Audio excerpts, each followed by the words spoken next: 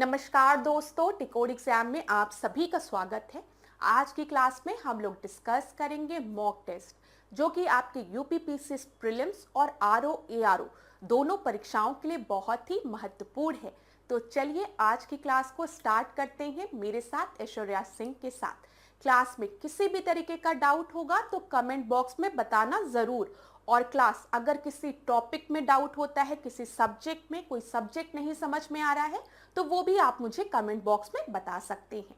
आज की क्लास को स्टार्ट करने से पहले मैं एक चीज आपको सजेस्ट करूंगी कि अपने साथ एक नोटबुक जरूर लेकर बैठिए और जितने भी इंपॉर्टेंट पॉइंट्स आपको क्लास में बताए जाते हैं उनको नोट डाउन करते हुए चलिए क्लास। क्योंकि जब आपकी परीक्षा पास आएगी, एग्जाम पास आएगा, तो आपको रिवीजन करने में आसानी होगी। तो फिर आपको ये लेक्चर्स दोबारा नहीं देखने की आवश्यकता पड़ेगी और कम समय में आप ज्यादा से ज्यादा रिवीजन कर पाएंगे।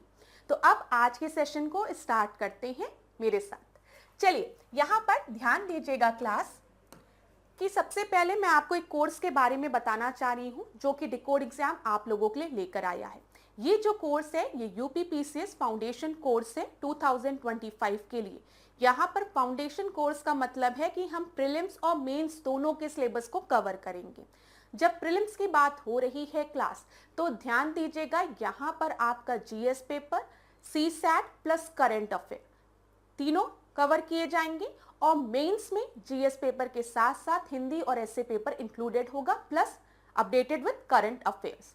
तो पूरे सिलेबस को हम यहाँ पर कवर कर रहे हैं, प्रीलिम्स और मेंस दोनों का। और साथ ही साथ किस तरीके से आपको अपने मेंस में आंसर्स लिखने हैं ये भी आपको बताया जाएगा। तो क्लास अगर इस कोर्स को आपको ज्वाइन करना है तो आपको यहाँ पर नंबर दिख रहा होगा, इस पर आप कांटेक्ट कर सकते हैं। सारी इंफॉर्मेशन आपको यहाँ से मिल जाएगी। कोई क्वेरी है, डाउट है, कुछ पूछना चाहते हो तो इन नंबर पर आप कांटेक्ट कर लीजिए, आपको सारी इंफॉर्मेशन मिल जाएगी। डिकोड एग्जाम आप लोगों के लिए एक और कोर्स लेकर आया है जो कि क्रैश कोर्स है। इस क्रैश कोर्स में जो जीएस पेपर हैं उनको वेरियस टॉपिक्स में डिवाइड कर दिया गया है और हर दिन आपको एक टॉपिक पहले से बता दिया जाता है कि इस टॉपिक से आज आपको प्रश्न मिलेगा। तो उसी टॉपिक से 5 ऐसे प्रश्न रोज दिए जाते हैं जिसके के आंसर्स आप लिखकर हमें सेंड करते हैं। साथ ही साथ 5 ऐसे प्रश्न होते हैं जिसके के मॉडल आंसर्स कोचिंग द्वारा आपको प्रोवाइड किया जाता है। तो टोटल अगर हम देखें हर टॉपिक से रिलेटेड 10 प्रश्न आपको मिल जाते हैं क्लास। ठीक है, तो पूरे सिलेबस को हम क्या करेंगे, प्रश्नों के माध्यम से कवर करेंगे।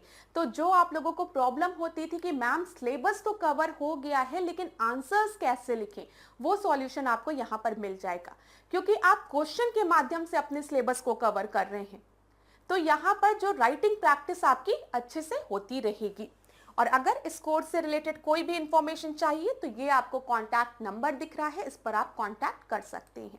चलिए अब आज की क्लास का हम अपना पहला प्रश्न देखते हैं। क्या दिया गया है, निम्नलिखित में से कौन सा यसे यूट्रिफिकेशन के संभावित परिणाम है। यहाँ पे यूट्रोफिकेशन की बात की गई है। ध्यान से पढ़िएगा क्लास, ये एक अच्छा प्रश्न है। इंग्लिश और हिंदी दोनों माध्यम में दिया है। मैं थोड़ा साइड हो जाती हूँ ताकि आप अपने माध्यम में प्रश्न को पढ़ लीजिए। पोषक तत्वों के संवर्धन के कारण प्रजातियों की समृद्धि, पहला बोला गया है कि जो स्पीशीज हैं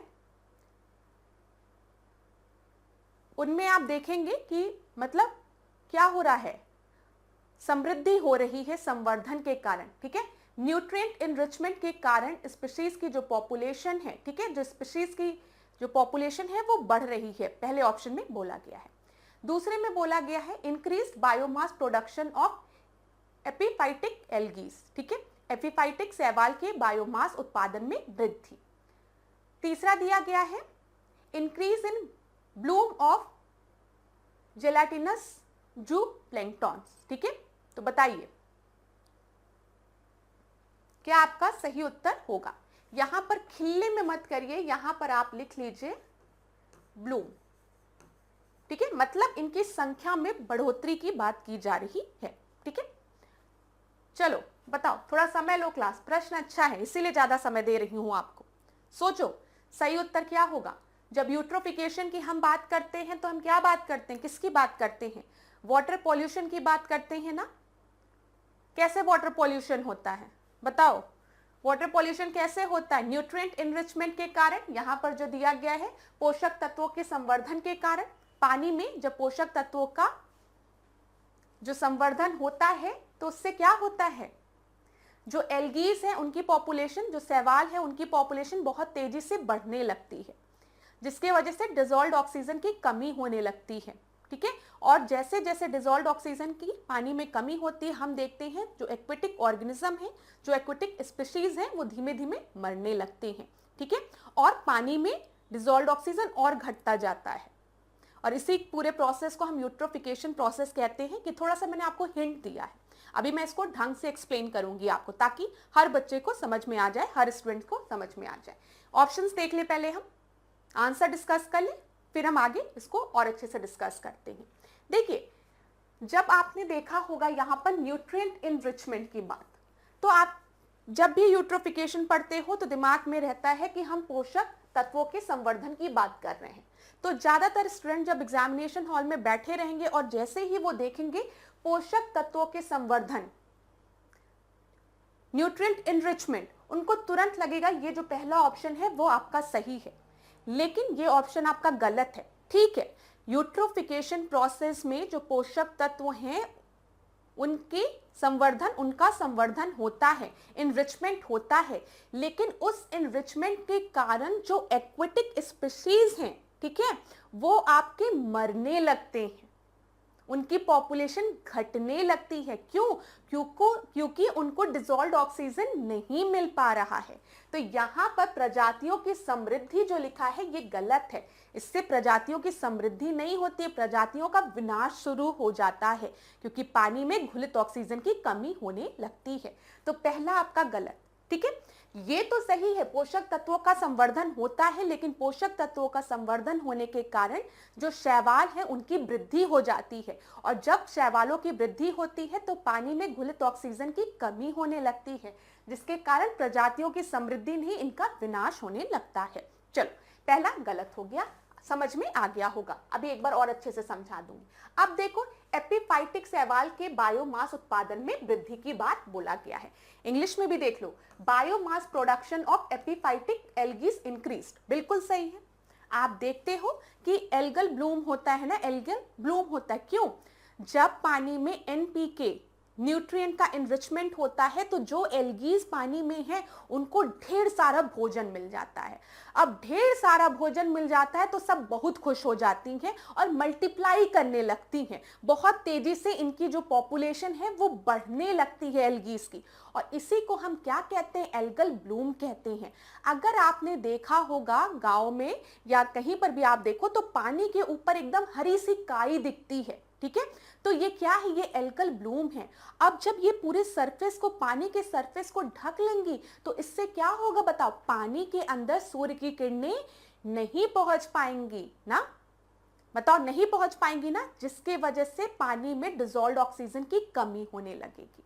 और साथ ही साथ जब ये एल्गीज आपकी मरेंगी तो इनके बॉडी का विघटन होगा, कंपोजिशन होगा माइक्रो ऑर्गेनिज्म द्वारा, और ये माइक्रो ऑर्गेनिज्म एल्गीज की बॉडी को डिकम्पोज करने के लिए डिसॉल्व्ड ऑक्सीजन को कंज्यूम करेंगे, जिसके वजह से फिर क्या होगा? डिसॉल्व्ड ऑक्सीजन और कम होता जाएगा। तो ये तो बिल्कुल सही है कि शैवालों के बायोमास उत्पादन में वृद्धि होती है, बिल्कुल सही है। अब देखो, यहाँ पर जेलेटिनस जू प्लैंक्टन के खिल्ले में वृद्धि होती है, मतलब जू प्लैंक्टन जो हैं उनके में भी वृद्धि होती है बोला गया है। ठीक है, अब बताओ यहाँ पर क्या सही उत्तर होगा? बताओ क्या सही उत्तर होगा? अब क्लास एक चीज पहले समझ लो ध्यान से, जो मैं आपको समझाने जा रही हूँ। पहला ऑप्शन गलत है, आपको समझ में आ गया होगा। थोड़ा सा एक्सप्लेन इसलिए कर रही हूँ क्योंकि प्रश्न अच्छा है, यहाँ पे एक्सप्लेनेशन की रिक्वायरमेंट है। ये गलत हो गया, डन समझ रही हूं मैं, ये आपका सही हो गया। ठीक है, अब देखो, जब हम प्लैंक्टॉन्स की बात करते हैं, इंग्लिश में भी और हिंदी में भी प्लैंक्टॉन्स आपको ऐसे ही मिलेगा। ठीक है, जब हम प्लैंक्टॉन्स की बात करते हैं तो ध्यान रखिएगा, प्लैंक्टॉन्स मतलब माइक्रो ऑर्गेनिज्म की हम बात कर रहे हैं, जो बहुत ही छोटे हैं, माइक्रो, जिनको कि शायद नेकेड आई से देखा भी ना जा सके। ठीक है, माइक्रो ऑर्गेनिज्म की हम बात कर रहे हैं। तो ये जो प्लैंक्टॉन्स होते हैं ये आपके जू प्लैंक्टॉन्स भी हो सकते हैं और फाइटोप्लैंक्टॉन्स भी हो सकते हैं। ठीक है, फाइटो मतलब हम किसकी बात कर रहे हैं, मतलब हम प्लांट्स की बात कर रहे हैं, और जू मतलब क्या, हम एनिमल्स की बात कर रहे हैं। तो ज्यादातर बुक्स में आपको लिखा हुआ मिलेगा कि अगर यूट्रोफिकेशन प्रोसेस होता है, एनपीके प्रोसेस होता है, मतलब एनपीके इनरिचमेंट होता है, तो हम देखते हैं एल्गल ब्लूम होता है। ठीक है, ये चीज है। तो फाइटोप्लैंक्टॉन्स की तो वृद्धि हो रही है, एल्गीज की तो वृद्धि हो रही है। साथ ही साथ याद रखिएगा जो जू प्लैंक्टॉन्स है ना, जो ये माइक्रो ऑर्गेनिज्म है, इनकी भी वृद्धि होगी। अब क्यों होगी, दिमाग में आ रहा है, ये जो एनिमल्स है इनकी वृद्धि कैसे होगी। अब ध्यान से सुनना, तो यहां पर ये ऑप्शन भी आपका सही है, जू प्लैंक्टॉन्स भी आपके ब्लूम करेंगे। ठीक है, जो माइक्रो ऑर्गेनिज्म एनिमल्स हैं वो भी आपके, उनका भी रेशियो बढ़ेगा। तो यहां पर तो आपका सही उत्तर क्या हो गया, 2 और 3 ही बिल्कुल सही है, डी आपका सही उत्तर हो गया, पहला गलत है। अब मेरी बात ध्यान से सुनना जो मैं बताने जा रही हूं। यहां पर एकदम इनिशियल स्टेज से मैंने बताया आपको कि यहां पर एक फार्म लैंड है, एक फार्मर है। ठीक है, वो एनपीके का छिड़काव कर रहा है, वो फर्टिलाइजर का छिड़काव कर रहा है। किसी दिन बहुत तेजी से बारिश होती है और यहां पर जो उसके सॉइल में उसने छिड़काव किया है वो पानी के साथ आकर इस पानी में मिल जाती है। अब जब सॉइल आकर, ठीक है, यहां पर क्या करेगी, पानी में आकर मिल जाएगी, तो हम कह सकते हैं पानी में नाइट्रोजन फास्फोरस का जो रेशियो है वो बढ़ गया। ठीक है, जो मात्रा है वो क्या हो गया, बढ़ गया। अब सोचो, जब नाइट्रोजन फास्फोरस पानी में आ गया और पानी में पहले से एल्गीज मौजूद थी, देखो हर वाटर बॉडीज में आपको एल्गीज मिलेगी, इसमें कोई दिक्कत नहीं है, लेकिन अब जब उनको ज्यादा नाइट्रोजन फास्फोरस मिल गया, उनको ज्यादा भोजन मिल गया एल्गीज को, तो वो क्या करेंगी, वो मल्टीप्लाई करना शुरू हो जाएंगी। मतलब उनके पॉपुलेशन में आप देखेंगे रैपिड ग्रोथ, बहुत तेजी से उनके पॉपुलेशन में ग्रोथ आप देखना शुरू करेंगे, और इसी को हम क्या कहते हैं, एल्गल ब्लूम कहते हैं। अब ध्यान देना, एल्गल ब्लूम के कारण क्या होगा, ये जो पानी का अपर सरफेस है ना, ये पूरा आपको हरा हरा दिखना शुरू हो जाएगा। फिगर में मैं आपको दिखाती हूं, यहां पर देखो ये क्या हुआ, यहां पर पानी का जो सरफेस है ना वो धीमे धीमे आपको हरा हरा दिखेगा, इस तरीके से दिखता है ना, देखो आप सबने देखा होगा ये हरी हरी इस तरीके से पूरा, तो ये क्या है, एल्गल ब्लूम है। तो इन्होंने क्या किया, एल्गीज ने क्या किया, पानी के ऊपर एक लेयर बना दी, एक चादर बिछा दी। अब पानी के ऊपर जब एक चादर बिछ जाएगी तो इससे क्या प्रभाव पड़ेगा, ये जो सनरेज हैं, ये जो सनरेज हैं वो पानी के अंदर जा ही नहीं पाएंगी इस चादर की वजह से, इस एल्गी की लेयर की वजह से, और हम देखेंगे पानी के अंदर धीमे धीमे डिसॉल्व्ड ऑक्सीजन की मात्रा घटती जाएगी। क्यों घटती जाएगी, सबसे पहले आप पानी के अंदर नया डिसॉल्व्ड ऑक्सीजन आपका फॉर्म ही नहीं हो पाएगा, क्योंकि ये जो एल्गीज हैं वो उनको फॉर्म ही नहीं करने देगी। साथ ही साथ क्या होगा बताओ, जो एल्गीज हैं ये जब ये मरेंगी तो इनकी डेड बॉडीज जो हैं उनके विघटन के लिए, ठीक है, उनके डिकम्पोजिशन के लिए माइक्रो ऑर्गेनिज्म को, जो भी बैक्टीरियाज हैं, उनको ऑक्सीजन की रिक्वायरमेंट होगी और वो अपनी ऑक्सीजन की रिक्वायरमेंट इस डिसॉल्व्ड ऑक्सीजन से पूरा करेंगे। तो इससे भी क्या होगा, धीमे धीमे पानी का डिसॉल्व्ड ऑक्सीजन और खत्म होता जाएगा। ध्यान दो ना, डिसॉल्व्ड ऑक्सीजन आपका बन पा रहा है, क्यों, क्योंकि सूरज की किरणें पानी के अंदर पहुंच ही नहीं पा रही हैं ढंग से। साथ ही साथ हम देख रहे हैं कि डिसॉल्व्ड ऑक्सीजन का जो कंजप्शन है वो बढ़ता जा रहा है। अब बताओ, सप्लाई हो नहीं रही है, डिमांड बढ़ता जा रहा है, तो क्या होगा, एक समय बाद पानी में डिसॉल्व्ड ऑक्सीजन की मात्रा खत्म हो जाएगी, जिसके वजह से वहां पर जो लिविंग स्पीशीज हैं पानी के अंदर वो भी मरने शुरू हो जाएंगे। जो मछलियां हैं वो कैसे पानी के अंदर जीवित रहती हैं, वो ऑक्सीजन को डिसॉल्व्ड ऑक्सीजन के फॉर्म में कंज्यूम करती। अब धीमे धीमे ये मछलियां भी मरने लगेंगी। देखो एक प्रोसेस होता है ये, ठीक है, तो ये प्रोसेस धीमे धीमे ऐसे होता रहेगा। अब ध्यान देना, जब आपकी मछलियां जो हैं इनको अच्छे मात्रा में, ठीक है, डिजोल्व ऑक्सीजन नहीं मिलेगा, घुलित ऑक्सीजन नहीं मिलेगा, तो ये भी मरने लगेंगी। और इन मछलियों के मरने के वजह से जो जू प्लैंक्टॉन्स है ना, उनकी पॉपुलेशन क्या होगी, बढ़ने लगेगी। क्या होगी, बढ़ने लगेगी। ये याद रखिएगा, जो जू प्लैंक्टॉन्स हैं, जो एनिमल, जो माइक्रोस्कोपिक एनिमल है, वो उनकी पॉपुलेशन बढ़ने लगेगी। क्यों? क्योंकि ये जो मछलियां थी जो अब मर रही हैं, एक समय में वो जू प्लैंक्टॉन को ही खाकर अपना पेट भरती थी, और आपने क्या किया, इन्हीं को मारना शुरू कर दिया। डिजोल्व ऑक्सीजन जैसे कम हुआ, सबसे पहले यही अफेक्टेड होंगी, मरना शुरू होंगी। तो अब जू प्लैंक्टॉन्स कहेंगे हम तो बच गए, और इनकी भी पॉपुलेशन बढ़ने लगेगी। ये चीज समझ में आई? याद रखिएगा, जू प्लैंक्टॉन्स जो है वो कम ऑक्सीजन लेवल में भी सरवाइव कर सकते हैं, लेकिन ये मछलियां अगर पानी में सफिशिएंट ऑक्सीजन नहीं रहेगा डिजोल्व, तो सरवाइव नहीं कर पाएंगी। इसी वजह से जो लास्ट ऑप्शन आपको दिया गया था कि यूट्रोफिकेशन प्रोसेस का एक परिणाम हम ये भी देख सकते हैं कि जो जू प्लैंक्टॉन्स है, जो माइक्रोस्कोपिक एनिमल है, उनकी भी पॉपुलेशन बढ़ने लगती है। क्यों बढ़ने लगती है? क्योंकि जो उनको खा रहा था, मछली जो खा रही थी, उनको वही मरने लगी हैं, तो उनकी पॉपुलेशन एक समय बढ़ते हुए दिखेगी। इतनी चीजें समझ में आ गई क्लास? बताओ, तो आप देखोगे कैसे, यहां पर देखो एल्गीज का फॉर्मेशन शुरू हुआ है, फिर धीमे धीमे इनका जो वो पॉपुलेशन है, ठीक है, वो मल्टीप्लाई होते जा रही है, और एक समय में ये पूरे वाटर बॉडी को कवर कर देंगी, और बिल्कुल भी सूर्य की किरणें अंदर नहीं पहुंच पाएगी, तो जो भी एक्वेटिक ऑर्गेनिज्म है वहां पर धीमे धीमे करके मर जाएंगे। ठीक है, यहां पर आप देखो, ये आपकी न्यूज थी, इसमें था कि ब्लैक सी और मेडिटेरेनियन सी में देखा गया यूट्रोफिकेशन प्रोसेस के कारण कि वहां पर जो जू प्लैंक्टॉन्स थे ना, ये जू प्लैंक्टॉन्स है छोटे छोटे, उनकी पॉपुलेशन बहुत तेजी से बढ़ रही थी। क्यों बहुत तेजी से बढ़ रही थी? क्योंकि मछलियां पानी में खत्म हो गई थी। इतनी चीज क्लियर है? तो कभी भी परीक्षा में अगर एल्गल ब्लूम के बारे में पूछेगा कि यूट्रोफिकेशन के वजह से पानी में न्यूट्रिएंट इनरिचमेंट होता है, ठीक है, पता है, न्यूट्रिएंट इनरिचमेंट मतलब एनपीके की मात्रा जो है वो पानी में बहुत तेजी से बढ़ती है, जिसके वजह से शैवालों की जो संख्या है वो पानी में बहुत तेजी से बढ़ती है, और डिजोल्व्ड ऑक्सीजन की जो मात्रा है वो घटने लगती है।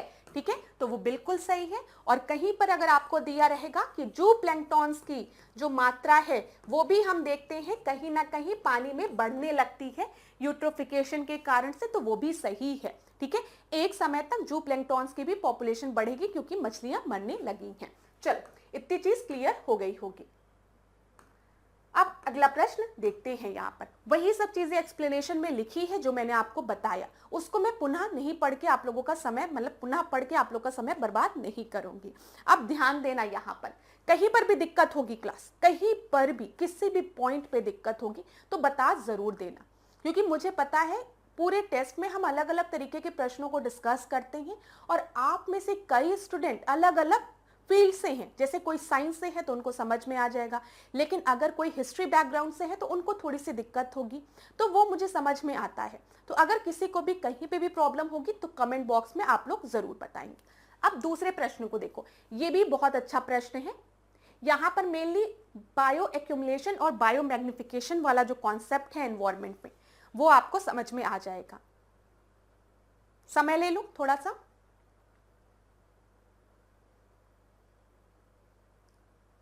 समय लीजिए क्लास। पर्यावरण से किसी जीव में प्रदूषक की सांद्रता में वृद्धि को बायोमैग्निफिकेशन कहा जाता है। दूसरा दिया है, खास श्रृंखला में एक कड़ी से दूसरी कड़ी में प्रदूषकों की सांद्रता में वृद्धि की प्रवृत्ति को जैव संचय कहा जाता है।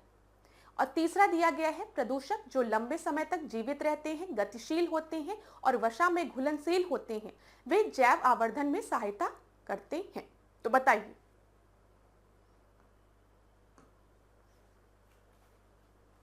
बताइए क्लास, समय लीजिए। प्रश्न अच्छा है, इसलिए आप लोगों को थोड़ा ज्यादा समय दे रही हूं, और अगर और समय की आवश्यकता होगी तो क्या करोगे, वीडियो को पॉज कर लेना। अब एक चीज ध्यान में रखिएगा क्लास कि ये जो सेशन है ना, इसमें मैं बहुत इंपॉर्टेंट पॉइंट्स आपको समझाती हूँ। तो इसीलिए मैं आपसे रिक्वेस्ट ही करती हूँ कि इन सारे पॉइंट्स को नोट डाउन करते हुए चलिए, क्योंकि ये कुछ ऐसे टॉपिक्स हैं जैसे यूट्रोफिकेशन, बायोमैग्निफिकेशन, बायो एक्यूमुलेशन, जिसमें स्टूडेंट्स को दिक्कत होती है। तो अगर आप अभी समझ लेंगे इसको तो फिर आपको बुक से पढ़ने की ज़रूरत नहीं होगी, फिर किसी दूसरे लेक्चर को देखने की ज़रूरत नहीं होगी। तो ध्यान दीजिएगा, यहाँ पर एक बार मैं इंग्लिश में भी पढ़ दूँ क्योंकि रिक्वायरमेंट है। बायो मैग्निफिकेशन की बात की गई है। क्या कहा गया है कि अगर कंसेंट्रेशन ऑफ पॉल्यूटेंट इंक्रीज होता है, ठीक है, from the environment to an organism, it is called biomagnification. दूसरा दिया गया है द टेंडेंसी ऑफ पॉल्यूटेंट, एक मिनट देख लूं, आप लोग की क्लास रिकॉर्ड हो रही है ना? हो रही है क्लास, कोई दिक्कत नहीं। अब देखिए, the tendency of pollutant to increase in the concentration from one link in a food chain to other is bio accumulation.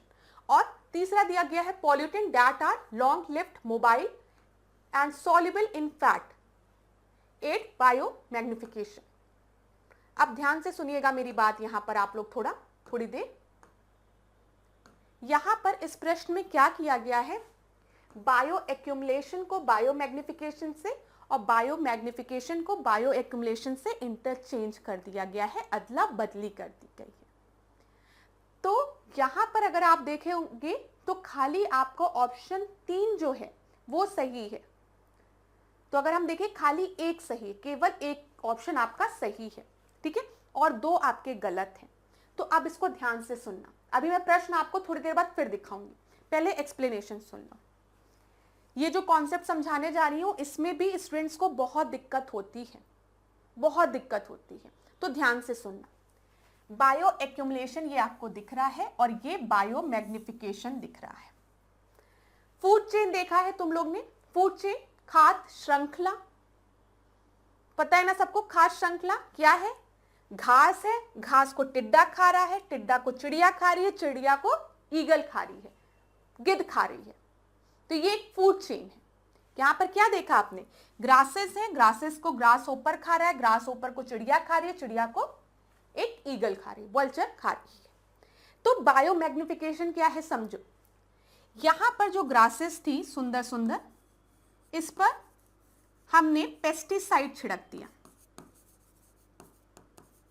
Pesticide छिड़क दिया, ठीक है, हमने ग्रासेस पर पेस्टिसाइड छिड़क दिया। अब हर ग्रास में अगर हम फॉर एग्जाम्पल लेके चले कि 1 pesticide 1 pesticide 1 pesticide 1 pesticide, example के लिए बस समझा रही। अब ये जो टिड्डे हैं ये खाली एक घास को तो खाएंगे नहीं, कम से कम 2-3 घास खाएंगे हर टिड्डा। तो अगर मैं मान के चलूं हर टिड्डा जो है वो 3 घास खा रहा है, तो पेस्टिसाइड का जो अमाउंट है वो टिड्डे में घास के कंपैरिजन में बढ़ेगा। अब इस टिड्डे ने 3 घास खाई, तो हम मान सकते हैं हर घास में 1 पेस्टिसाइड था, तो 1 + 1 + 1, तो यहाँ पर 3 हो गया।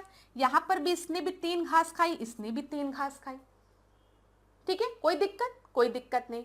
अब ये मेरी सुंदर सी चिड़िया है, अब चिड़िया को भी भूख लगी है तो वो टिड्डे को खाएगी, ग्रास होपर को खाएगी, लेकिन एक ग्रास होपर को खाकर चिड़िया का पेट नहीं भरेगा, कम से कम चिड़िया जो है वो 2 ग्रास होपर को खाएगी, ठीक है। तो अगर हर ग्रास होपर में 3 जो है वो अमाउंट है पेस्टिसाइड का और चिड़िया 2 ग्रास होपर को खा रही है, तो चिड़िया की बॉडी में कितना अमाउंट पेस्टिसाइड का पहुंचा, टॉक्सिन का, केमिकल का, कुछ भी, तो 6 अमाउंट पहुंचा। क्यों? क्योंकि जो एक चिड़िया है, ठीक है, वो 2 टिड्डे को खा रही है और हर टिड्डे के बॉडी में कितना पेस्टिसाइड का लेवल है, 3 लेवल है, तो 3 × 2 तो कितना हुआ, 6 हो गया ना। अब ये जो वल्चर है, जो ईगल है, उसका भी पेट बड़ा है, चिड़िया से भी बड़ा है, तो एक वल्चर का पेट भरने के लिए उसे कम से कम 2 चिड़िया खानी पड़ेगी। तो चलो, तो मतलब अगर वल्चर जो है वो 2 चिड़िया खा रही है तो उसके बॉडी में कितना कंटामिनेशन लेवल होगा, कितना टॉक्सिन होगा या फिर कितना पेस्टिसाइड होगा। एक चिड़िया के बॉडी में 6 है तो इसके में कितना होगा, 2 × 6, क्योंकि 2 चिड़िया खा रही है, 12 कंटामिनेशन लेवल पहुंचा। तो ये देखो बायो मैग्निफिकेशन क्या है, जब हम खाद्य श्रृंखला के, ध्यान से सुनना क्लास, स्टार्टिंग में देखेंगे प्रोड्यूसर में, पादप में, तो जो भी कंटामिनेशन लेवल है, टॉक्सिन का लेवल है, पेस्टिसाइड का लेवल है, कुछ भी प्रदूषक का लेवल है, वो कम होगा। लेकिन जैसे जैसे फूड चेन में हम, ठीक है, प्रोड्यूसर से कंज्यूमर की तरफ, उपभोक्ता की तरफ बढ़ेंगे, तो जैसे जैसे हम फूड चेन में आगे की तरफ बढ़ेंगे, ये जो कंटामिनेशन लेवल है ना, वो बढ़ता जा रहा है। क्यों? क्योंकि फूड चेन में हम जब ऊपर की तरफ मूव करेंगे, तो जो जानवर ऊपर के हैं उनको भूख भी तो ज्यादा होगी, और जब उनको भूख ज्यादा होगी तो वो अपने से जो नीचे वाले जानवर हैं उनके ज्यादा नंबर्स को खाएंगे, तो ऑटोमेटिकली उनकी बॉडी में कंटामिनेशन लेवल बढ़ता जाएगा। समझ में आया? तो यही चीज याद रखना, अगर हम मान के चल रहे हैं किसी भी ग्रास में जो कंटामिनेशन लेवल है वो 1 है, ठीक है, और ये टिड्डा जो है, जो एक टिड्डा है वो 3 घास को खा रहा है, तो इसके बॉडी में कंटामिनेशन लेवल कितना हुआ? 3 हुआ। प्राथमिक उपभोक्ता है ये, तो प्राथमिक उपभोक्ता के बॉडी में कंटामिनेशन लेवल कितना हुआ? 3 हुआ। अब जब हम द्वितीयक उपभोक्ता पे जाएंगे, सेकेंडरी कंज्यूमर पे, तो ये चिड़िया जो है कम से कम 3 टिड्डों को खाकर अपना पेट भरेगी। तो इसीलिए हमने क्या किया, कम से कम यहां पर हमने 2 टिड्डों को बोला था, ठीक है, यहां पर 2 टिड्डों को खाकर ये अपना पेट भरेगी। तो हर टिड्डे का अगर कंटामिनेशन लेवल 3 है, तो जब चिड़िया 2 टिड्डों को खाएगी तो इसकी बॉडी में कंटामिनेशन लेवल कितना होगा, प्रदूषक लेवल कितना होगा? 6 हो जाएगा ना। इसी तरीके से जब ये वल्चर, ये गिद्ध इस चिड़िया को खाएगी, तो कम से कम 2 चिड़िया खाएगी, तो इसके बॉडी में कितना कंटामिनेशन लेवल हो जाएगा? 12 हो जाएगा। तो ये क्या हो रहा है? मैग्नीफाई हो रहा है, बढ़ रहा है। क्या? कंटामिनेशन लेवल बढ़ रहा है। इसी को हम बायोमैग्निफिकेशन कहते हैं। और बायोमैग्निफिकेशन को हमने एक खाद्य श्रृंखला में देखा है, फूड चेन में देखा है। एक जो आपका पादप था, एक स्पेसिफिक ग्रास में, एक छोटी सी घास में कंटामिनेशन लेवल खाली 1 था, लेकिन जब हम फूड चेन में एकदम आखिरी एंड पर गए, अपने एपेक्स कंज्यूमर पे गए, जो सबसे बड़ा कंज्यूमर है, उपभोक्ता है, उसकी बॉडी में जब हमने देखा कंटामिनेशन लेवल 12 बढ़ गया। ठीक है, ये चीज समझ में आई? अगर कहीं पे भी डाउट होगा तो बता जरूर देना। तो ये आपका बायोमैग्निफिकेशन हो गया। अब ऊपर देखो बायो एक्यूमुलेशन लिखा है। बायो एक्यूमुलेशन क्या है? बायो एक्यूमुलेशन में जो सबसे इंपॉर्टेंट टर्म है वो क्या है? समय। समय के साथ हमारी बॉडी में जो कंटामिनेंट्स हैं वो इकट्ठा होते जा रहे हैं। अब आप सोचो, हम लोग कहते हैं ना कि अब रोज हमारा एक्सपोजर हो रहा है, हम पॉल्यूशन के कांटेक्ट में आ रहे हैं, हम कंटामिनेशन के कांटेक्ट में आ रहे हैं। अगर वो कंटामिनेंट जो है, प्रदूषक जो है, वो हमारे बॉडी में घुलनशील है, तो वो क्या होगा? वो यूरिन के फॉर्म में या तो एक्सक्रीटा के फॉर्म में निकल जाएगा। लेकिन अगर वो कंटामिनेंट जो है वो बॉडी में इनसॉल्युबल है, तो वो धीमे धीमे हमारी बॉडी में इकट्ठा होता जाएगा समय के साथ। तो ये देखो, यही एक मछली जिसका के नाम क्या है? आर है। ठीक है, जब वो 1 साल की थी, 1 ईयर की, तो उसके बॉडी में कंटामिनेशन लेवल इतना था। लेकिन जब वो 2 साल की हुई तो उसके बॉडी में कंटामिनेंट जो लेवल था, जो प्रदूषक का जो लेवल था, वो और बढ़ गया। जब वो 3 साल की हुई तो उसके बॉडी में कंटामिनेशन लेवल इतना बढ़ गया, और आज जब वो 4 साल की है तो उसकी पूरी बॉडी में कंटामिनेशन लेवल इतना बढ़ गया। तो बायो एक्यूमुलेशन में क्या हो रहा है? समय के साथ हम देख रहे हैं जो प्रदूषक है, जो कंटामिनेंट्स हैं, जो पेस्टिसाइड्स हैं, टॉक्सिन हैं, वो समय के साथ बढ़ते जा रहे हैं। जब वो 1 साल की थी तो उस मछली में कंटामिनेशन लेवल जो था वो इतना ही था, कंटामिनेंट इतना ही था, और आज उसकी पूरी बॉडी में कंटामिनेंट क्या हो गया? एक्यूमुलेट हो गए हैं। ठीक है, वो वहां पर उसके बॉडी में बढ़ते ही जा रहे हैं समय के साथ। ये चीज क्लियर हुई? और बायोमैग्निफिकेशन में हमने क्या देखा? जो कंटामिनेंट लेवल है वो बढ़ता जा रहा है, लेकिन फूड चेन के माध्यम से, खाद्य श्रृंखला के माध्यम से। तो याद रखिएगा एग्जामिनेशन पॉइंट ऑफ व्यू से, जब भी बायो एक्यूमुलेशन की बात होगी तो वहां पर विद टाइम, जब आप छोटे थे तो बॉडी में कंटामिनेंट लेवल कम था क्योंकि एक्सपोजर कम था, ज्यादा नहीं, एक्सपोजर कम था। जैसे जैसे समय के साथ आपका बॉडी का एक्सपोजर कंटामिनेंट के साथ और बढ़ता गया, कंटामिनेंट लेवल जो है वो पानी में बढ़ती गई। जैसे मछली 1 साल में इतना और 4 साल में उतना। लेकिन जब बायो मैग्निफिकेशन की बात करेंगे तो हम हमेशा फूड चेन की बात करेंगे। एकदम दिमाग में फिट कर लो, खाद्य श्रृंखला में किस तरीके से जो कंटामिनेंट है उसका लेवल बढ़ता जा रहा है। अब इस प्रश्न को देख लो क्लास, आप ध्यान देना। अब इस प्रश्न को एक बार देखो, ध्यान दो, क्या दिया गया? Increase in concentration of a pollutant from the environment to an organism is called biomagnification। पर्यावरण से किसी जीव में प्रदूषक की सांद्रता में वृद्धि हो रही है, तो सांद्रता में जो वृद्धि हो रही है वो समय के साथ हो रही है, और इसको हम बायोमैग्निफिकेशन नहीं, बायो एक्यूमुलेशन कहते हैं। ठीक है, जो एक्यूमुलेट हो रहे हैं टॉक्सिन बॉडी में, ठीक है, समय के साथ। खाद्य श्रृंखला की जैसे बात कर दी, खाद्य श्रृंखला में एक कड़ी से दूसरी कड़ी में प्रदूषकों की सांद्रता में वृद्धि की प्रवृत्ति को जैव संचय कहते हैं। नहीं, इसको जैव संचय नहीं कहते हैं, इसको बायोमैग्निफिकेशन कहते हैं। ये याद रखिएगा, ठीक है। जैव संचय तो समय के साथ बॉडी में सांद्रता बढ़ रही है, ठीक है, प्रदूषक की। इतनी चीज क्लियर हुई। अब यहां देखो, प्रदूषक जो लंबे समय तक जीवित रहते हैं, गतिशील होते हैं और वसा में घुलनशील होते हैं, वे जैव आवर्धन में सहायता करते हैं। क्या दिया गया है कि जो पॉल्यूटेंट लॉन्ग लिव्ड होते हैं वो क्या होते हैं? सॉल्युबल इन फैट होते हैं और बायोमैग्निफिकेशन में मदद करते हैं। अब आप खुद सोचो, अगर कोई पॉल्यूटेंट वाटर सॉल्युबल होगा तो वो यूरिन के माध्यम से हमारे शरीर से निकल जाएगा, लेकिन अगर वो फैट सॉल्युबल होगा तो हमारे बॉडी में एक्यूमुलेट होता जाएगा, मैग्नीफाई होता जाएगा, ठीक है, फूड चेन में जैसे जैसे आगे बढ़ेंगे। तो हाँ, ये बिल्कुल सही है। ठीक है क्लास, ये बहुत ही अच्छा टॉपिक है, बायोमैग्निफिकेशन, बायो एक्यूमुलेशन। बस अगर आप मेरी कही हुई एक बात मानेंगे कि जब भी हम बायो एक्यूमुलेशन की बात करेंगे, हम बात करेंगे संचय की, तो ये समय के साथ हो रहा है, बॉडी में कंटामिनेंट लेवल बढ़ता जा रहा है। लेकिन जब भी मैग्निफिकेशन की बात करेंगे तो हम फूड चेन की बात करेंगे कि किस तरीके से फूड चेन में जब हम प्रोड्यूसर से कंज्यूमर की तरफ मूव करते हैं तो जो कंटामिनेंट है वो बढ़ता जाता है बॉडी में, कंटामिनेंट लेवल। ठीक है, बस चलो अब आगे डिस्कस करते हैं। यहां पर ये चीज हो गया ना क्लास। तो यहां पर क्या बोला गया था? Which are not correct. देखो, ये ध्यान दो, इतना मैंने आप लोगों को एक्सप्लेन कर दिया, यहां पर मैंने ध्यान नहीं दिया, यहां पर क्या लिखा था? Which are not correct. ठीक है, विच आर नॉट करेक्ट, कौन सा सही नहीं है? तो पहला और दूसरा सही नहीं है ना, इस वजह से उत्तर बी है।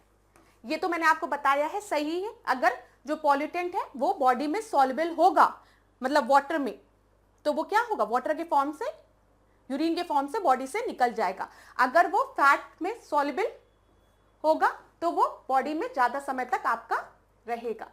चलो, इतनी चीज हो गई, ये चीज मैंने आपको बता दिया। यहां पर अगला प्रश्न देखो, अभी ये छोटा प्रश्न है, कल मैंने आपसे डिस्कस भी किया था। यहां पर लॉयन टेल्ड मकाओ देखो, लॉयन टेल्ड मकाओ, मैंने आपको बताया था लॉयन टेल्ड मकाओ जो है वो बंदर की तरह दिखते हैं, बंदर ही होते हैं, लेकिन इनकी जो पूंछ होती है ना वो शेर की तरह होती है, इसीलिए इनका नाम क्या है? Lion tailed macaque. इसको शेर पूंछ वाले मत करो, इसको यही लिखो, ठीक है, लॉयन टेल्ड मकाओ।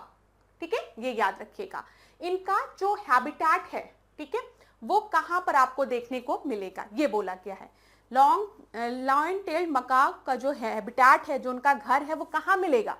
तो चलो जल्दी से बताओ, कांटेदार जंगल में, थॉर्नी फॉरेस्ट में, एवरग्रीन फॉरेस्ट में, डेसिडियस फॉरेस्ट में, या फिर एल्पाइन फॉरेस्ट में? एल्पाइन, पर्णपाती, सदाबहार या फिर कांटेदार? कल की क्लास देखी है? अगर देखी है तो बहुत अच्छी बात है, अगर नहीं देखी है तो देख लेना प्लीज। अब ध्यान देना कि जब हम लॉयन टेल्ड मकाओ की बात कर रहे हैं तो यहाँ पर ये जो है वो मेनली आपके पाए जाते हैं वेस्टर्न घाट में। मैंने आपको एंडेमिक स्पीशीज में बताया था कि ये एक स्पेसिफिक प्लेस से बिलोंग करते हैं, जैसे नीलगिरी तार के बारे में मैंने आपको बताया था। लिख लो, लिखना हो तो, अगर नहीं लिखा है तो। नीलगिरी तार के बारे में बताया था, और लॉयन टेल्ड मकाओ के बारे में मैंने आपको बताया था। ये जो दोनों स्पीशीज हैं ये हमें वेस्टर्न घाट में मिलते हैं। और आपको पता है वेस्टर्न घाट किस चीज का एग्जाम्पल है? वेस्टर्न घाट जो है वो सदाबहार वन का एग्जाम्पल है। तो यहां पर आपका सही उत्तर क्या हो जाएगा? बी आपका सही उत्तर हो जाएगा। ये एंडेमिक स्पीशीज के एग्जाम्पल हैं, ये स्पेशली उसी रीजन में आपको मिलेंगे। तो अगर हम कह दें कि लॉयन टेल्ड मकाओ उस जगह पर पाया जाता है, तो ऑटोमेटिकली आपको बताना होगा कि मैम आप वेस्टर्न घाट की बात कर रही हैं। ठीक है, चलो, ये मैंने आपको कल बताया था। यहां पर एक बार क्लास आप लोग देख लीजिए, एक मिनट। चलो यहां पर, हाँ, जो मैं आपको बताने जा रही हूं इसको ध्यान दीजिएगा। ये जो रीजन है, हम भारत के मैप को देख रहे हैं, ये जो रीजन है, ठीक है, यहां पर आपको वेस्टर्न घाट की हम बात कर रहे हैं। एवरग्रीन फॉरेस्ट मिलेंगे। कभी परीक्षा में पूछता है सदाबहार वन, इनकी विशेषता क्या होती है? ये साल भर सदाबहार रहते हैं। पर्णपाती वन जैसे कि हमारे यूपी में मिलते हैं, ये क्या करते हैं? एक समय में अपने पत्तों को गिरा देते हैं, और जब बारिश आएगी तो आप देखोगे, हम लोग कहते हैं ना पतझड़ आ गया है, पेड़ अभी अपने पत्तों को गिरा रहे हैं, और जब बारिश आएगी तो फिर ये हरे भरे हो जाएंगे, तो उनको हम पर्णपाती वन कहते हैं। अगर हम यूपी में देखें तो हमको पर्णपाती वन मिलेगा। ठीक है, लेकिन अगर वेस्टर्न घाट की बात करें, सदाबहार वन जो पूरे साल सदाबहार रहते हैं, हरे भरे रहते हैं, वो इधर की तरफ आपको देखने को मिलते हैं, और इधर नॉर्थ ईस्टर्न रीजन में भी आपको, नॉर्थ ईस्टर्न स्टेट्स में भी आपको देखने को मिलेंगे इस रीजन्स में। ठीक है, ये भी याद रखिएगा, हो सकता है कभी परीक्षा में पूछ ले कि एवरग्रीन फॉरेस्ट जो है वो वेस्टर्न घाट के साथ साथ हम देखें तो नॉर्थ ईस्टर्न स्टेट के भी कई रीजन्स में मिलते हैं, तो वो बिल्कुल सही होगा, वहां पर भी सदाबहार वन प्राप्त होते हैं। चलो, अब ये देखो क्लास क्या दिया गया है, एक प्रश्न है, बस ऐसे जल्दी से इसको डिस्कस करते हैं।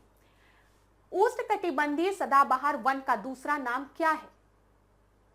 तो का दूसरा नाम क्या है? तो यहां देखिए, उष्णकटिबंधीय सदाबहार वनों को वर्ष वन क्या कहा गया? वर्षा वन। ठीक है, रेन फॉरेस्ट जो सदाबहार वन है, एवरग्रीन फॉरेस्ट, उनको हम वर्षा वन भी कहते हैं। क्यों वर्षा वन कहते हैं? क्योंकि यहां पर 200 सेमी से अधिक वर्षा होती है, यही कारण है। प्रति वर्ष अगर हम देखेंगे तो 200 सेमी से अधिक वर्षा होने के कारण हम इन्हें वर्षा वन के नाम से भी जानते हैं, सदाबहार वन को, उष्णकटिबंधीय सदाबहार वन को। दूसरा प्रश्न देख लीजिए कि विश्व का सबसे बड़ा सदाबहार वन कौन सा है? अगर परीक्षा में पूछे तो आप क्या बताएंगे? अमेज़न। ठीक है, ये याद रखिएगा, अमेज़न। ठीक है, ये याद रखिएगा। अमेज़न बेसिन में जो आपको रेन फॉरेस्ट मिलता है वो विश्व का सबसे बड़ा एवरग्रीन फॉरेस्ट यहीं पर हमको मिलता है। अब ये आप लोग देख लो, ये क्या है क्लास? कल डिस्कस किया था साउथ अमेरिका। ठीक है, दक्षिणी अमेरिका की बात हम करते हैं, और दक्षिणी अमेरिका में अगर आप देखोगे ये अमेज़न नदी है। ठीक है, और अमेज़न नदी में इधर ही आपको मिलता है सदाबहार वन। ठीक है, ये याद रखिएगा, परीक्षा में पूछा जा सकता है। देख लिया लोकेशन। अब यहां पर एक चीज और देख लो, ये देखो, ये क्या है? ये आपको अमेज़न रिवर दिख रही है। ठीक है, और ये जो पूरा है ना, ये आपका रेन फॉरेस्ट का रीजन है। ठीक है, ट्रॉपिकल रेन फॉरेस्ट। तो ये किन किन कंट्री में आपका स्प्रेड है, ये भी पूछा जा सकता है। अगर आप देखोगे तो ये मुख्यतः ब्राजील में इसका ज्यादा पोर्शन है, ब्राजील और पेरू में अगर आप देखोगे, लेकिन इसका पोर्शन जो है वो Colombia, Ecuador, Peru, Bolivia, Brazil, Venezuela, Guyana, Suriname और फ्रेंच गुआना, इन सारे जगह ये आपका स्प्रेड है। देखो, Amazon forest is in south America, direct प्रश्न पूछा जा सकता है, अमेज़न फॉरेस्ट कहां पर है? तो आप बताएंगे साउथ अमेरिका में। ठीक है, Amazon forest is the world largest rain forest. मैंने आपको बताया है कि एवरग्रीन फॉरेस्ट को हम वर्षा वन के नाम से भी जानते हैं, रेन फॉरेस्ट के नाम से भी जानते हैं, और वर्ल्ड का सबसे बड़ा रेन फॉरेस्ट हमें कहां मिलता है? साउथ अमेरिका में, अमेज़न बेसिन में।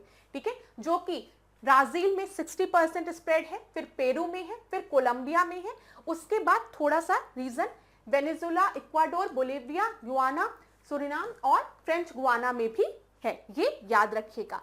ये यहाँ देखिए फ्रेंच गुआना यहाँ पर है, और जो फ्रेंच गुआना है ना ये आपके फ्रांस के अंडर में है, ये भी याद रखिएगा, इंपॉर्टेंट है, पूछा जा सकता है।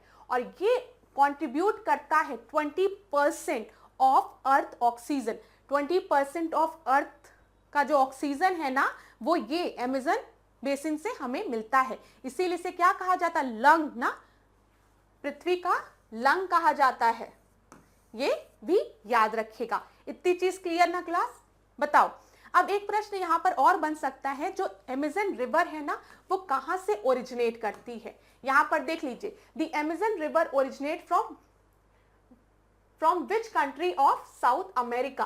तो अगर आपसे पूछेगा कि अमेज़न नदी साउथ अमेरिका में कहां से ओरिजिनेट करती है, तो आप आंसर में टिक लगाओगे पेरू से, ठीक है, दूसरा आपका सही उत्तर है। यहां पर ध्यान दीजिए क्लास, अगर हम बात करें तो पेरू से जो है वो अमेज़न रिवर जो है वो क्या करती है, ओरिजिनेट करती है, और ये फ्लो करती है from west to east. West to east ये भी याद रखिएगा। The river originate from Mantaro river in Peru, ये याद रखिएगा। इसके बाद ये कहां ट्रेवल करती है, Ecuador, Colombia, Venezuela, Bolivia and Brazil, और लास्ट में ये जाकर कहां गिर जाती है, अटलांटिक ओशियन में। ये भी प्रश्न आपके परीक्षा में बन सकता है। यहां पर अगर आपको देखना है तो आप मैप में देख भी सकते हो, देख लो, यहां पे मैं इरेज कर देती हूं,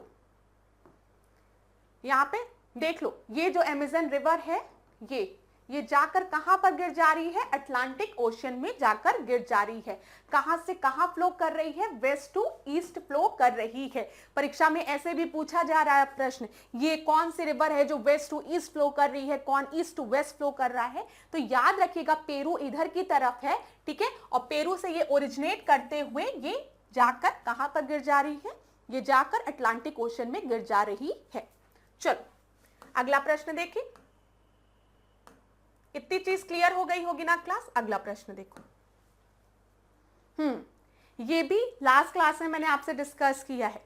तो अभी तक जो स्टूडेंट आज की मेरी क्लास देख रहे हैं लेकिन उन्होंने कल की क्लास नहीं देखी है, तो प्लीज एक बार आप उस क्लास को भी जरूर देख लीजिए, ठीक है।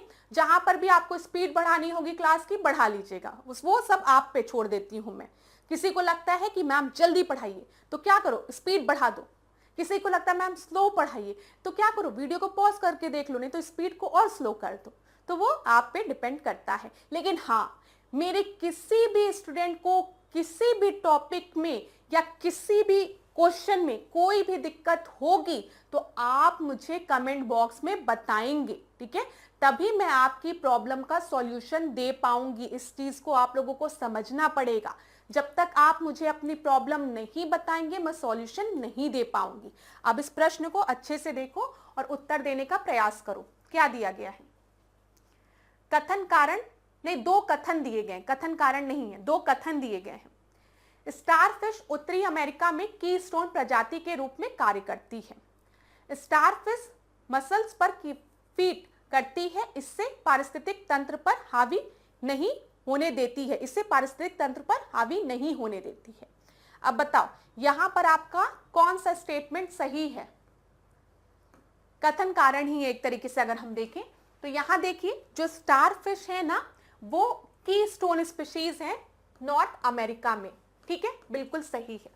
नॉर्थ अमेरिका की ये कीस्टोन स्पीशीज है। क्यों दिया गया है? क्योंकि जो स्टारफिश है वो फीड करती है म्यूसल्स में, और जिसके वजह से म्यूसल्स की जो ग्रोथ है इकोसिस्टम में वो नहीं होने पाती है। क्योंकि वो म्यूसल्स पे फीड करती है तो वो उनको भोजन के फॉर्म में खाती रहती है, तो इसके वजह से पॉपुलेशन ग्रोथ इनकी बहुत तेजी से नहीं होती है। तो अगर पानी में से अगर हम स्टारफिश को हटा दें, अभी मानो कि पानी से स्टारफिश को हटा दो, तो क्या होगा, यहाँ पर जो म्यूसल्स है उनकी ग्रोथ बहुत तेजी से होने लगेगी, तो पूरा इकोसिस्टम आपका अफेक्टेड हो जाएगा। पूरा जो इकोसिस्टम का जो तंत्र है वो पूरा ही आपका अफेक्टेड हो जाएगा। तो यहाँ पर क्या दिया गया है? Both 1 and 2 are correct and statement 1 explain, ये ठीक है, बिल्कुल सही है। ए आपका सही उत्तर हो जाएगा।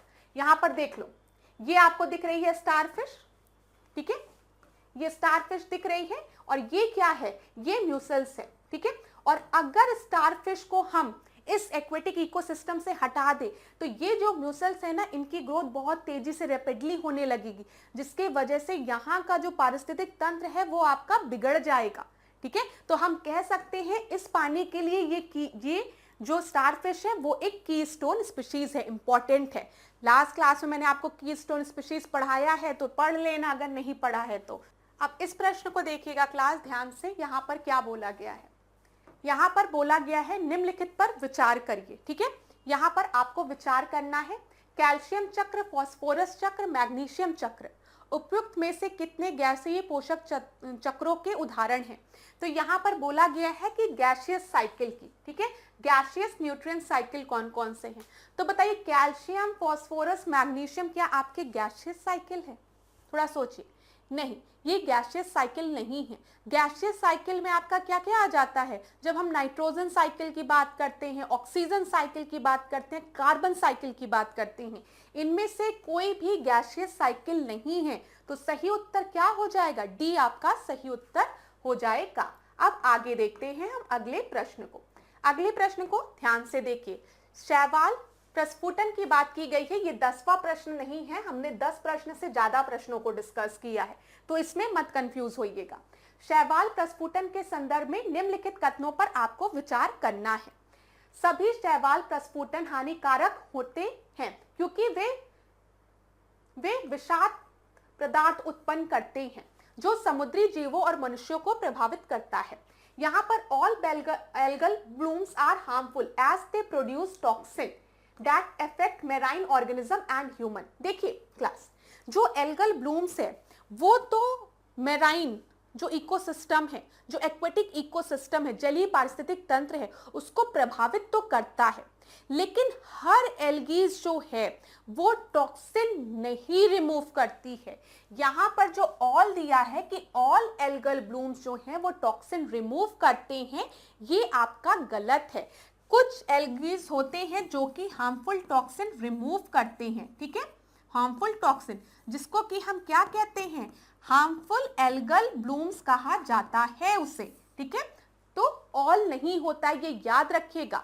टॉक्सिन सब नहीं रिमूव करते हैं, रिलीज करते हैं, बोलना चाहिए टॉक्सिन सब नहीं रिलीज या प्रोड्यूस करते हैं, रिमूव नहीं प्रोड्यूस करते हैं। ठीक है, ये ध्यान रखिएगा। उत्पन्न की बात की गई है, उत्पन्न करते हैं। दूसरा दिया गया है जो समुद्री जीवों और मनुष्यों को प्रभावित करता है। ठीक है, दूसरा है पानी में फॉस्फेट और नाइट्रोजन संवर्धन और असामान्य रूप से गर्म पानी शैवाल प्रस्फुटन की लिए आदर्श स्थितियां हैं। यहां पर मैंने आपको जब यूट्रोफिकेशन पढ़ाया था, ये देख लो, पहले ध्यान दो, जो चीज मैंने आपको बताया कि जो भी एल्गीज होते हैं वो सारे एल्गीज जो हैं वो टॉक्सिन नहीं प्रोड्यूस करते हैं। इसकी वजह से हम सारे एल्गल ब्लूम को ये नहीं कहेंगे कि वो टॉक्सिन रिमूव कर रहे हैं।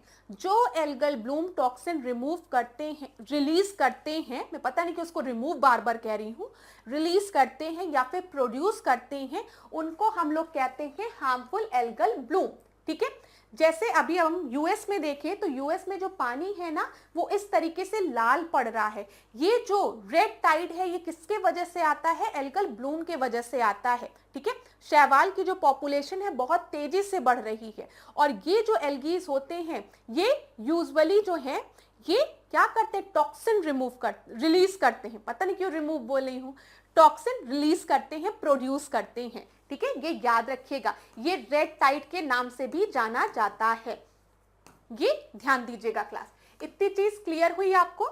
चलो, यहां पर हमने देख लिया ना, और ये तो आपको पता ही है कि जब भी पानी में नाइट्रोजन या फास्फोरस का इनरिचमेंट होगा, मात्रा बढ़ेगी, तो एल्गल ब्लूम होता ही है। चलो, दूसरा ऑप्शन तो क्लियर था, तो उत्तर बी हो जाएगा। अगला प्रश्न हम देखते हैं। केंद्रीय चिड़ियाघर प्राधिकरण के संदर्भ में डेटा बुक निम्नलिखित कथनों पर विचार करिए। हमने रेड डेटा बुक की बात की है, यहां पर कर लो इसको। किसकी बात हो रही है? रेड डेटा बुक की, रेड डेटा बुक की। अच्छा, मुझे बताओ कि रेड डेटा बुक जो है वो किसके द्वारा पब्लिश किया जाता है? यहां पर क्या दिया गया है? रेड डेटा बुक जो है वो पब्लिश किया जाता है साइट्स के द्वारा। तो बताओ सही है कि गलत? गलत है।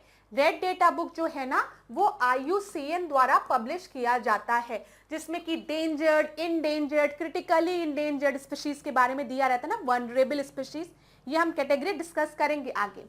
इसमें जानवरों, पौधों और कवक की खतरे वाली प्रजातियों के बारे में जानकारी मिलती है। हाँ सही है, तो बी आपका सही उत्तर होगा। यहाँ पर ध्यान दीजिएगा, IUCN द्वारा रेड डेटा बुक को पब्लिश किया जाता है, जिसमें कि हम देखते हैं वेरियस स्पीशीज के बारे में, प्लांट स्पीशीज और एनिमल स्पीशीज दोनों के बारे में, कि कौन सा संकटग्रस्त है, मतलब कौन सा डेंजर्ड है, कौन सा वो क्रिटिकली इंडेंजर्ड है, कौन एक्सटिंक्ट है, वेरियस फॉर्म में इसको डिवाइड किया जाता है।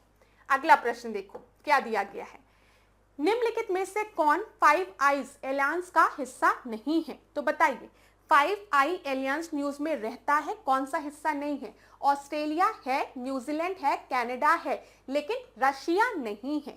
ठीक है, याद रखिएगा रशिया नहीं है। और दो कौन से बचे आपके? एक आपका है यूके और यूएस। ठीक है, यूके, यूएस, न्यूजीलैंड, ऑस्ट्रेलिया और कनाडा, याद रहेगा ना, यूके, यूएस, ऑस्ट्रेलिया, कनाडा और क्या? न्यूजीलैंड। चलो अगला देखो, अगला देखिए क्लास क्या है, निम्नलिखित कथनों पर विचार करिए। विचार करते हैं इस पर। All heterotrophs are herbivorous. ठीक है, सभी विषमपोषी शाकाहारी हैं। एक बार देख लो, रिकॉर्डिंग हो रही है ना, क्योंकि आज आपके क्लास की रिकॉर्डिंग बीच में रुक गई थी एक जगह और मैं बोली जा रही थी। मेरे साथ अक्सर ये हो जाता है। चलो, सभी विषमपोषी शाकाहारी होते हैं। ठीक है, विषमपोषी अपघटक के रूप में कार्य कर सकते हैं और बैक्टीरिया और वायरस दोनों विषमपोषी जीव हैं। तो यहां पर बताइए, all heterotrophs are herbivorous, heterotrophs can not act as decomposer, both bacteria and viruses are heterotrophic organism. तो सबसे पहले तो पता होना चाहिए कि हेटेरोट्रॉप्स क्या होते हैं। बताओ, विषमपोषी क्या होते हैं? बताओ क्या होते हैं? ऑटोट्रॉप्स क्या होते हैं? ऑटो लिखा, ऑटोट्रॉप्स, ऑटो जो कि अपने भोजन का स्वयं निर्माण कर रहे हैं, जैसे पेड़ पौधे, ये क्या है? ऑटोट्रॉप्स हैं। ऑटोमेटिकली ये अपने भोजन का निर्माण कर रहे हैं प्रकाश संश्लेषण के माध्यम से, फोटोसिंथेसिस के माध्यम से। ठीक है, हेटेरोट्रॉप्स क्या होते हैं? जो अपने भोजन के लिए दूसरों पर निर्भर रहते हैं। यूजुअली जो आपके उपभोक्ता हैं, कंज्यूमर हैं, वो हेटेरोट्रॉप्स होते हैं। क्लियर? बताओ, यहां पर अगर आपको देखना है तो देख लो, ये क्या है? ये आप देखिए, ये ऑटोट्रॉप है। ये प्लांट आपको दिख रहा होगा, पेड़ दिख रहा है, जो कि प्रकाश संश्लेषण के माध्यम से भोजन का खुद निर्माण कर रहा है, मेक देयर ओन फूड। हेटेरोट्रॉप में ये गाय आ गई जो कि पेड़ को खा रही है। हम आप भी हेटेरोट्रॉप हैं ना, क्योंकि हम अपना भोजन पेड़ पौधों से प्राप्त करते हैं, या फिर किसी जानवर को, अगर नॉन वेजिटेरियन हो तो जानवर को मार के खा लेते हो, तो हम लोग भी कंज्यूमर ही है ना, तो हम भी हेटेरोट्रॉप्स में आते हैं। ये याद है ना, ये समझ में आ गया ना क्लास? अब ध्यान देना यहाँ पर। तो ऑल हेटेरोट्रॉप्स आर हर्बीवोरस, बताओ सभी विषमपोषी शाकाहारी होते हैं? नहीं, हेटेरोट्रॉप्स में सारे उपभोक्ता आते हैं। यहाँ पे आपके कार्निवोरस भी आएंगे, हर्बीवोरस भी आएंगे, और हम लोग ओमनीवोरस, जो कि मतलब मांस भी खा रहे हैं, पेड़ पौधे भी खा रहे हैं। ह्यूमंस को मेनली ओमनीवोरस, सर्वाहारी में रखा जाता है। तो ये तो आपका गलत हो गया, पहला गलत है, ये कैंसिल हो गया। अब देखो, विषमपोषी अपघटक के रूप में कार्य कर सकते हैं। हाँ, यहाँ पर सही है। हेटेरोट्रॉप्स जो है they can act as a decomposer. अगर आप डेट्रिटस फूड चेन देखोगे तो वहां पर डीकंपोजर की तरह, अपघटक की तरह कार्य करते हैं। अभी मैं आपको बताती हूँ। बैक्टीरिया और वायरस दोनों जो है विषमपोषी जीव है? नहीं, वायरस जो है वो विषमपोषी नहीं है। ठीक है, बैक्टीरिया विषमपोषी है, वायरस नहीं है। आप लोग ने कोरोना वायरस के बारे में सुना होगा ना, वायरस जो होता है अगर उसको बॉडी नहीं मिलेगी तो वो नॉन लिविंग होता है, लेकिन जैसे ही बॉडी मिल जाती है वायरस को तो वो क्या होता है? वो आपका एक्टिव हो जाता है, वो लिविंग बीइंग में कन्वर्ट हो जाता है।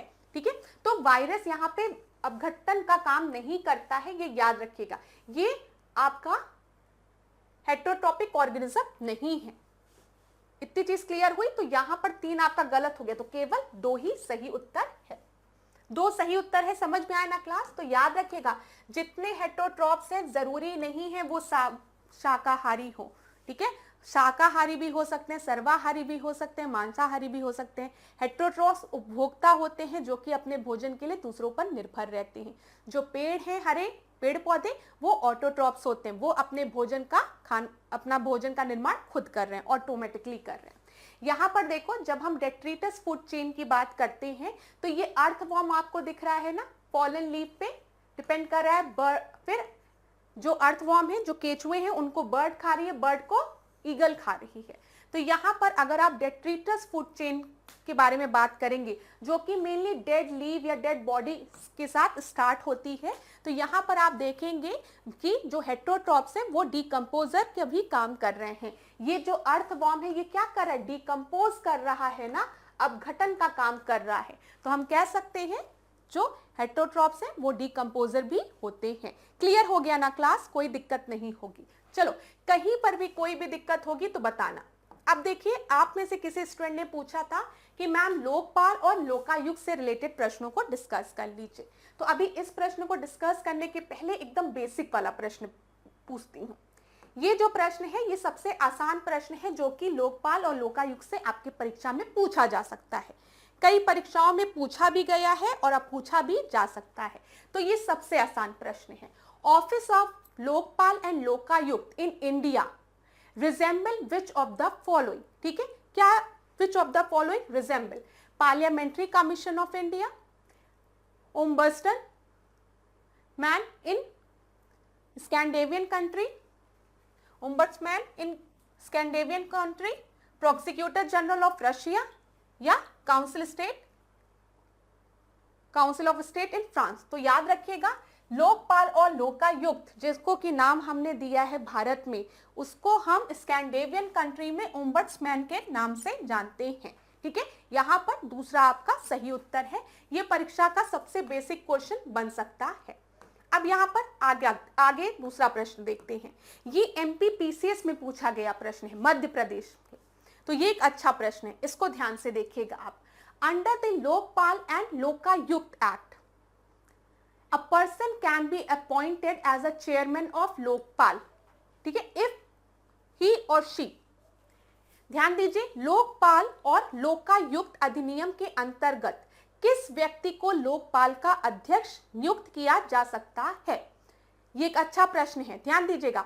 भारत का मुख्य न्यायाधीश हो या अथवा रह चुका हो, उच्चतम न्यायालय का न्यायाधीश हो अथवा रह चुका हो, प्रतिष्ठित व्यक्ति हो अथवा रह चुका हो, या फिर आखिरी दिया गया है 10 वर्ष के अनुभव वाला प्रशासक हो अथवा रह चुका हो। नीचे दिए गए विकल्पों में सही उत्तर का चयन कीजिए। तो ध्यान दीजिएगा क्लास, अगर आपसे ये प्रश्न पूछता है कि क्या कौन पर्सन जो है वो चेयरमैन आपका अपॉइंट हो सकता है लोकपाल का, तो यहां पर is or has been chief justice of India, ये सही है। Is or has been the जजेस ऑफ सुप्रीम कोर्ट, ये सही है। Is or has been eminent person, ये बिल्कुल सही है। Is or has been an administrator with at least 10 year, ये गलत है, क्योंकि यहां पर 25 साल का क्राइटेरिया है। भारत का मुख्य न्यायाधीश हो अथवा रह चुका हो, सही है। उच्चतम न्यायालय का न्यायाधीश हो अथवा रह चुका हो, सही है। प्रतिष्ठित व्यक्ति हो अथवा रह चुका हो, सही है। 10 वर्ष के अनुभव की नहीं बात की गई है, 25 वर्ष के अनुभव की बात की गई है। तो इस प्रश्न में आपका सही उत्तर क्या हो जाएगा? ए, बी और सी। जो दूसरा स्टेटमेंट है ये बिल्कुल सही है। अब आपको समझ में आ गया ना कि क्या क्वालिफिकेशन होनी चाहिए चेयरपर्सन ऑफ लोकपाल के लिए।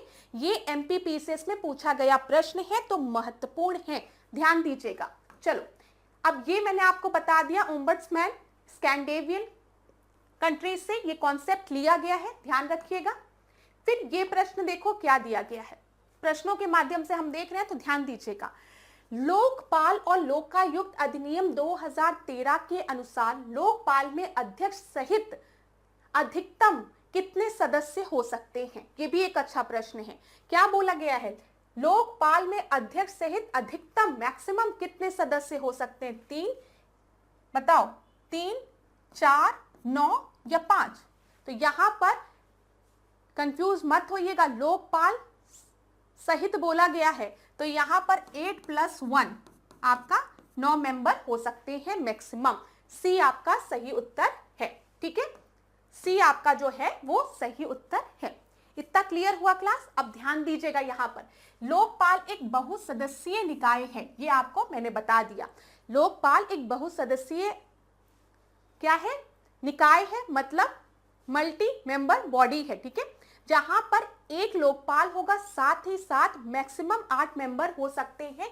तो टोटल अगर हम देखेंगे, एक अध्यक्ष plus 8 equals to maximum 9 member, जो कि परीक्षा में पूछा गया है। यहां पर ध्यान दीजिएगा कि जब हम अध्यक्ष की बात करते हैं तो अध्यक्ष में जो भारत का मुख्य न्यायाधीश हो या देखिए, जो भारत का मुख्य न्यायाधीश हो या रहा हो, ठीक है, ये रहा हो लिखा है, या सुप्रीम कोर्ट का न्यायाधीश रहा हो, या जो उप धारा 3 के खंड बी में निर्दिष्ट पात्रता को पूरा करता हो, वो क्या हो सकता है? वो आपका अध्यक्ष बन सकता है, जो कि मैंने आपको इस प्रश्न से क्लियर कर दिया है। यहां पर ध्यान दीजिएगा क्या क्या है। भारत का मुख्य न्यायाधीश हो अथवा रह चुका हो, उच्चतम न्यायालय का न्यायाधीश हो अथवा रह चुका हो, प्रतिष्ठित व्यक्ति हो अथवा रह चुका हो, या फिर 25 वर्ष के लिए अनुभव वाला प्रशासक हो अथवा रह चुका हो। ये ध्यान में रखिएगा, ये आपकी क्या है? एलिजिबिलिटी है। इतनी चीज क्लियर हुई क्लास? बताओ, इतनी चीज क्लियर हुई थोड़ा बहुत? आप यहां पर देखो, जो चयन समिति है, अगर परीक्षा में पूछा गया कि इनके चयन समिति में कौन कौन से मेंबर्स आपके होते हैं, तो अध्यक्ष और सदस्य को राष्ट्रपति द्वारा चयन समिति की सिफारिश को प्राप्त करने के बाद नियुक्त किया जाता है। और चयन समिति में प्रधानमंत्री जो होते हैं वो अध्यक्ष होते हैं, लोकसभा के अध्यक्ष होते हैं, ठीक है, सदन में विपक्ष का नेता, लीडर ऑफ ऑपोजिशन जिसे हम कहते हैं, भारत के मुख्य न्यायाधीश या उनके द्वारा नामित सर्वोच्च न्यायालय के न्यायाधीश कोई हो, या फिर एक प्रख्यात न्यायवादी जैसे कि अध्यक्ष और सदस्यों द्वारा राष्ट्रपति सदस्यों द्वारा मनोनीत किया जाता हो। ये याद रखिएगा। ठीक है, चयन समिति में कौन कौन मेंबर होते हैं, अभी यहां से प्रश्न नहीं बना है। अब लोकपाल के अध्यक्ष और सदस्यों का जो कार्यकाल होता है, जो टेन्योर होता है, वो कितने वर्ष का होता है? तो आप बताएंगे 5 वर्ष का, और एज अगर पूछेगा तो 70 वर्ष। ये जरूर याद रखिएगा, इसी में बच्चे कंफ्यूज होंगे, क्योंकि यहाँ पर स्टूडेंट जब दिया रहेगा 65 ईयर, तो ज्यादातर दिमाग में 65 ईयर या फिर 62 साल दिया रहता है, 65, लेकिन यहाँ याद रखिएगा 70 साल है और 5 साल का टेन्योर है। इतनी चीज क्लियर हुई थोड़ा बहुत? अभी आने वाले क्लासेस में और डिस्कस कर लेंगे, बिल्कुल चिंता मत करना। थोड़ा सा तो क्लियर हुआ होगा, अगर हुआ होगा तो कमेंट बॉक्स में बता देना। चलो अब आगे बढ़ते हैं। देखिए यहाँ पर देखो क्या प्रश्न दिया गया है, ध्यान से देखना एक बार। Which of the following is not correctly matched? कौन सा करेक्टली मैच नहीं है? महिला समृद्धि योजना 1993 में आई थी। पेन कभी इधर चला जाता है, कभी उधर चला जाता है, मेरा भी पूरा एक्सरसाइज हो जाता है इधर से उधर। तो देखो, महिला समृद्धि योजना 1993 में आई थी, सही है। विमेन सेल्फ एम्पावरमेंट प्लान, महिला स्वशक्ति योजना 1998 में आई थी, सही है। कौन सा इनकरेक्ट पूछा है? विमेन एम्पायर प्लान, ये भी सही है। नेशनल पोषण मिशन प्लान जो है 2003 दिया गया है, ये गलत है, ये 2001 में आया था। ठीक है, अभी लोकायुक्त और लोकपाल से और क्वेश्चन हम डिस्कस करेंगे। लास्ट क्लास में मैंने आपसे डिस्कस किया था ना, पहला कौन सा स्टेट था जहां पर लोकायुक्त अपॉइंट किया गया था? लास्ट क्लास में डिस्कस किया गया। चलो कमेंट बॉक्स में बताओ कौन से स्टेट ने सबसे पहले लोकायुक्त अपॉइंट किया था। अब इस प्रश्न को देखो, यहां पर आपको दिख गया ना कि राष्ट्रीय जो पोषाहार मिशन है वो 2001 में आया था, जो मैंने आपको बता दिया। अगला प्रश्न देखो, यहाँ पर 5 ईयर प्लान है, और 5 ईयर प्लान में कौन सा पंचवर्षीय योजना किसके द्वारा दिया गया, किस मॉडल पर बेस्ड है, ये पूछा गया है। तो फर्स्ट पंचवर्षीय योजना जो था वो मैंने आपको बताया, इस पर एग्रीकल्चर पर फोकस किया गया था, और यहाँ पर ग्रोथ भी पॉजिटिव देखी गई थी, बल्कि हम कहें हमारे टारगेट से ज्यादा ग्रोथ अचीव की गई थी, जो टारगेटेड गोल था उससे ज्यादा ग्रोथ अचीव की गई थी। और ये जो बेस था ये था हेरोल्ड डोमर पर। तो ए का सेकंड यहां भी दिया है, यहां पर दिया है। सेकंड पंचवर्षीय योजना की बात करेंगे तो ये महानबोलिस मॉडल पर बेस्ड थी। तो बी का फोर्थ यहां दिया गया है। थर्ड पंचवर्षीय योजना की हम बात करेंगे तो ये एस चक्रवती मॉडल पर बेस्ड थी और फोर्थ जो थी वो अशोक रुद्र मॉडल पर बेस्ड थी। तो यहाँ पर आपका सही उत्तर क्या हो जाएगा, बी जो है वो सही उत्तर है। आसान प्रश्न है, ये आपके परीक्षा में पूछा गया है। पता है ना, जो पहली पंचवर्षीय योजना थी उस पर कृषि पर फोकस किया गया था। दूसरी पंचवर्षीय योजना पर किस पर फोकस किया गया था, उद्योग पर, इंडस्ट्रियलाइजेशन पर। तो चलिए क्लास, अब आज का सेशन यहीं पे एंड होगा। नेक्स्ट क्लास में आपसे मिलेंगे नए प्रश्नों के साथ, ठीक है। और अगर किसी प्रश्न में भी आपको डाउट होता हो या किसी भी टॉपिक में आपको डाउट है तो आप मुझे कमेंट बॉक्स में बताइएगा। प्रश्नों के माध्यम से हम उस टॉपिक को कवर कर लेंगे। अभी आज के सेशन को यहीं पे एंड करेंगे, नेक्स्ट क्लास में आपसे मिलेंगे। लेकिन जाने से पहले क्या कहूंगी कि अपने पे विश्वास रखना, ठीक है, कभी हिम्मत मत हारना और पढ़ते रहो, कर्म करते रहो, सफलता आपको अवश्य मिलेगी। आप सफल होगे, सफलता मिलेगी, उसमें कोई भी दिक्कत नहीं है, लेकिन कर्म आपको करना पड़ेगा और थोड़ा स्मार्टली करना पड़ेगा। तो इसीलिए पढ़ाई पर ध्यान दीजिए और रोज एक टारगेट डिसाइड कर लीजिए कि आज इस टारगेट को पूरा करना है, ठीक है। और उस टारगेट को पूरा करने के बाद जो आपके और एक्स्ट्रा काम है उसको आप लोग करिए और अपने पे विश्वास रखकर अपने ईश्वर पर विश्वास रखिए, माता पिता के आशीर्वाद पर विश्वास रखिए, जो आपके शुभ चिंतक हैं उनके आशीर्वाद पर विश्वास रखिए और अपने पे तो जरूर ही रखिए और भगवान आपको सफल जरूर बनाएगा, ठीक है, सफलता जरूर देगा आपको। आज इसी के साथ इस क्लास को एंड करते हैं। नेक्स्ट क्लास में आपसे मिलेंगे नए प्रश्नों के साथ, मेरे साथ, ऐश्वर्या सिंह के साथ, डिकोड एग्जाम के साथ। ऐसे ही बने रहिए। Thank you.